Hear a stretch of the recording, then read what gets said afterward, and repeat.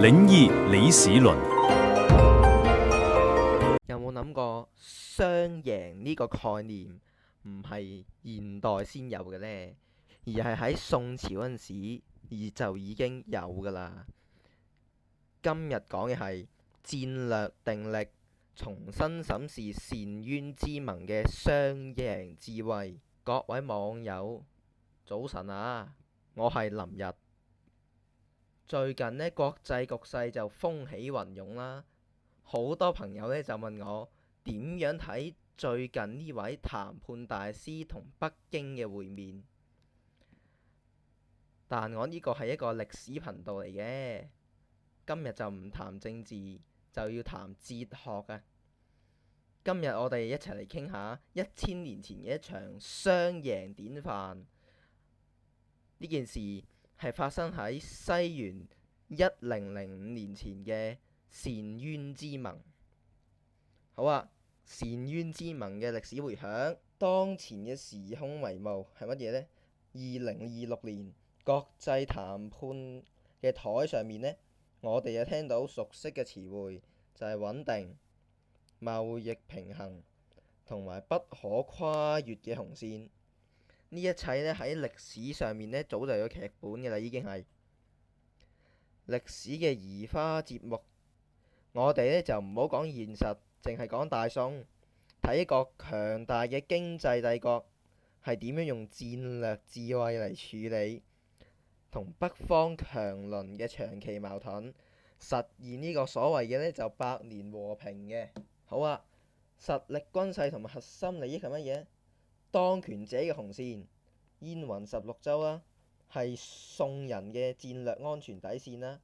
好似而家咁樣嗰啲地緣政治嘅爭議咁款啦。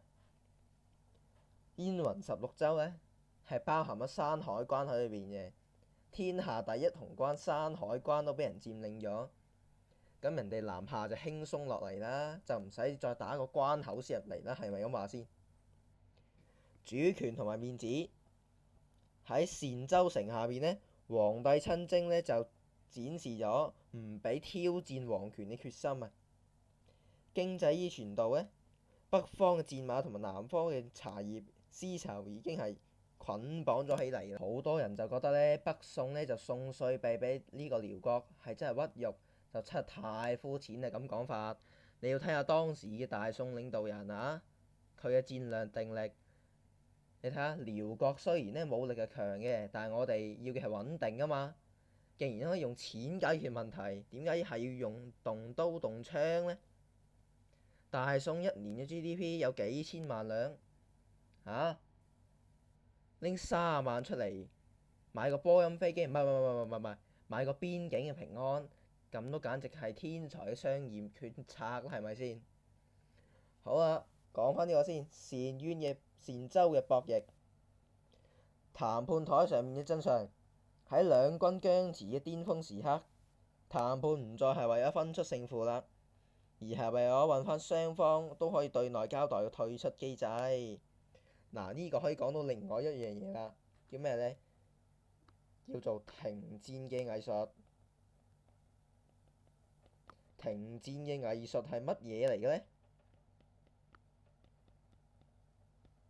嗱，好似而家阿 Donald Trump 打伊朗咁樣啦，佢入咗去打，佢點樣退翻出嚟呢？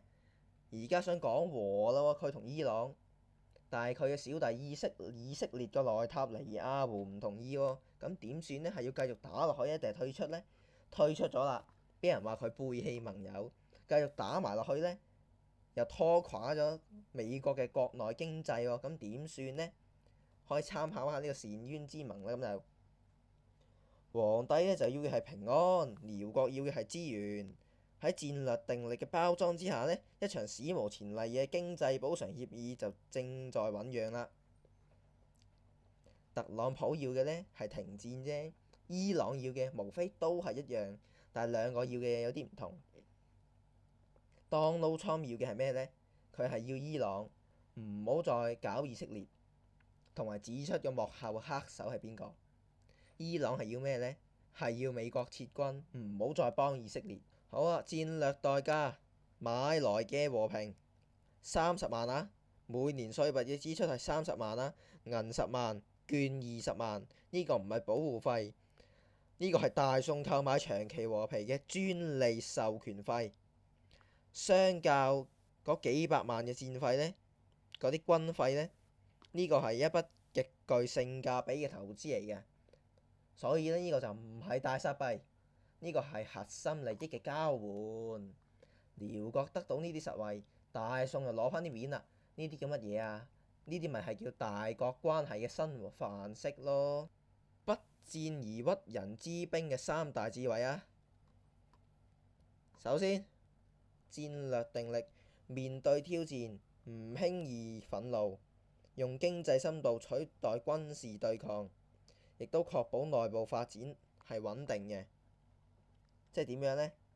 你打緊仗啦，你想停啦，你就覺得應該要搞下經濟啦，所以呢，就停止對抗，就每年交啲錢，就當係呢個停戰嘅費用。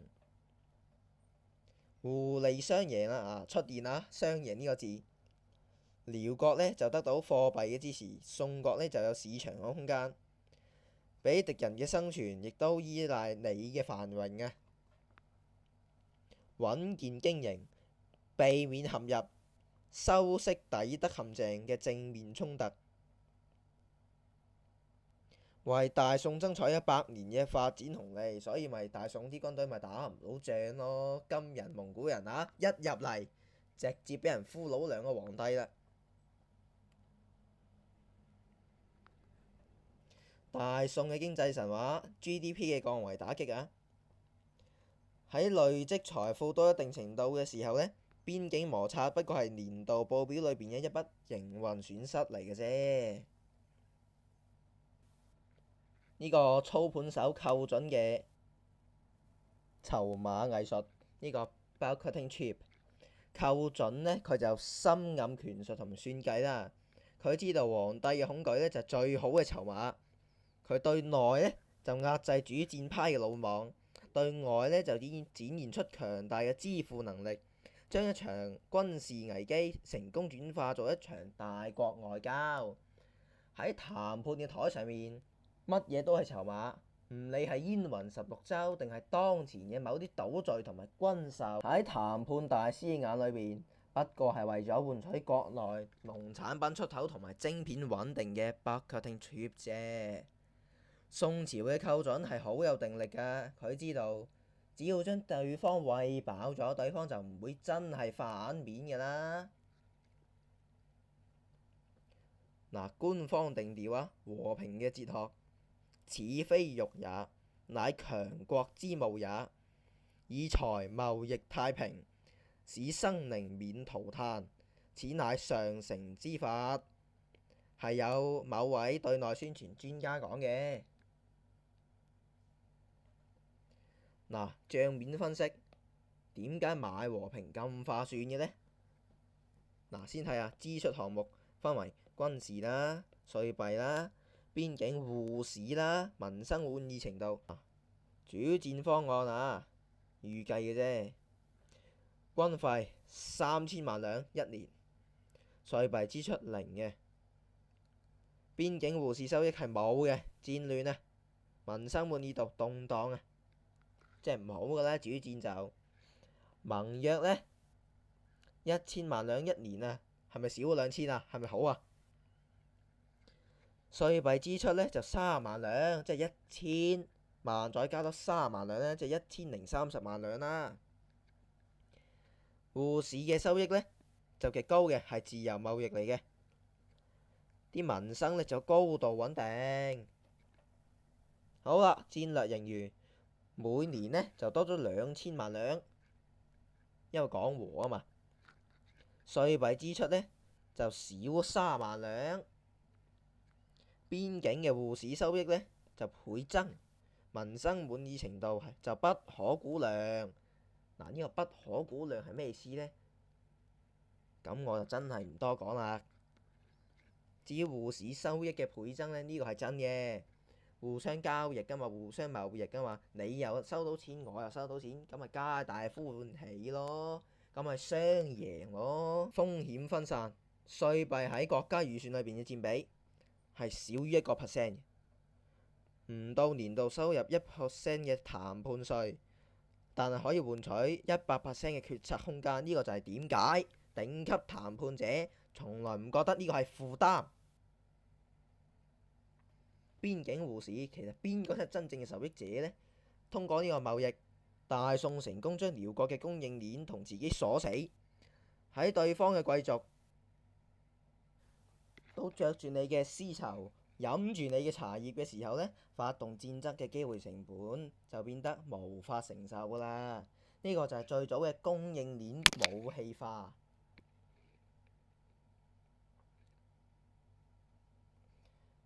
表面上嚟睇呢，大宋呢就係迎接咗100年嘅和平同埋繁榮啊。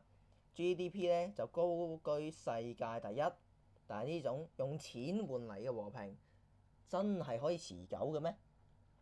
喺一個國家嘅劍開始生鏽，淨係得返錢，窮到淨係得返錢嘅時候，佢真係喺度落一盤大棋咩？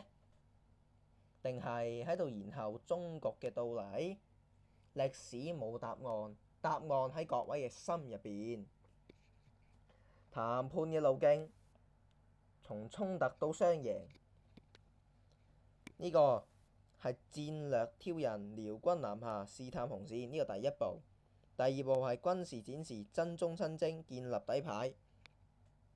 第三步係利益撮合，稅幣交換，尋求退出。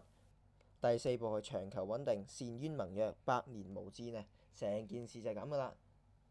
由一開始打嘅時候，一開始呢就遼軍南下啦，跟住宋真宗呢唔滿意喎，自己就係親征，跟住兩方打打下打到攰晒啦，就用稅幣啦，係咁你又幫下我，我又幫下你，將兩個嘅貿易關係綁埋一齊。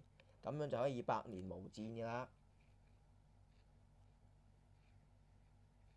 長期和平下嘅憂患冇被廢除，當一切都可以用錢買到，劍鋒就會因生鏽而折斷啦。路徑依賴，習慣咗支付呢個贖金，冇就喪失咗對抗嘅勇氣啦。所以宋高宗嘅岳飛咪北伐唔成功咯。虛假嘅繁榮 ，GDP 嘅數字掩蓋咗統治根基嘅日益腐朽。好啦，歷史反諷，最終毀滅大宋嘅，往往係佢一手培育出嚟嘅胃口越來越大嘅合作伙伴。歷史嘅迴響，如果你係當時嘅決策者，你會唔會簽呢份盟約嘅呢？或者你認為我哋係重複同樣嘅歷史？歡迎各位喺評論區下邊寫低你嘅見解，我哋下期再見。時代的洪流瞬息萬變，資奮的爆炸泥沙俱下，靈異作品集致力於裝創意的榮國，這裡是技術的碳與您相會。